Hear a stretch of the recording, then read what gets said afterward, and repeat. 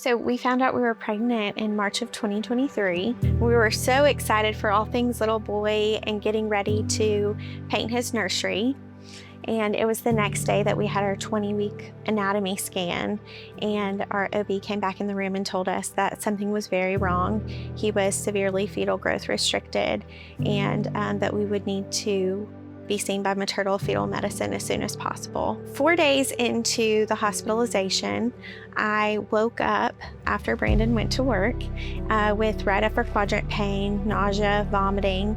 Had wonderful nurses who came in, got me the proper testing, and asked for lab work that ultimately revealed I was in HELP syndrome. When I first came on shift and came and introduced myself to Cheney and to her family, Cheney was telling me that she was having some upper abdominal pain. And I just remember thinking like, oh no, that's a warning sign. Anytime a mom says that we need to start investigating, checking some labs, see if there's something else going on.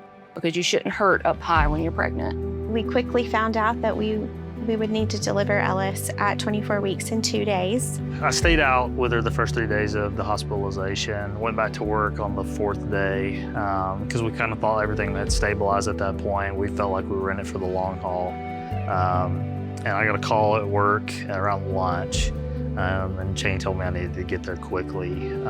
And by the time I got there, they had already prepped her for the surgery. They got her back for the emergency C-section, and then it was on to Ellis in the NICU. We had to deliver then because she needed to be helped immediately. So when Cheney was brought out of the room, I stayed back and tried to, talk Cheney's dad and husband through what to expect, what was going on, and what this meant for Cheney as well as Ellis.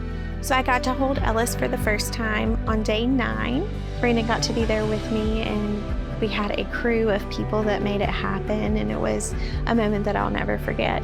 So I got to hold Ellis for the first time at about a month old. But just getting to put my hands on him and put him on my chest for the first time,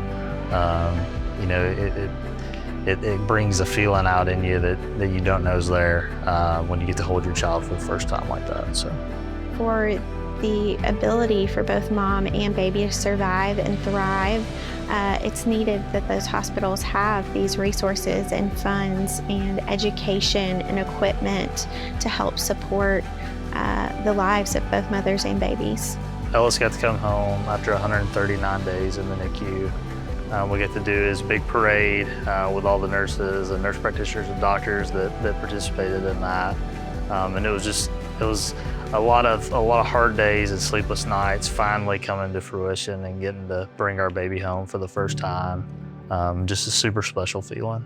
Without all the resources that these foundations and funds provide, I probably wouldn't have my wife and my child with me right now, right? So the money that goes to these things is life-saving, and I'm forever grateful as a father for everything that happened, both for my wife and my child. So.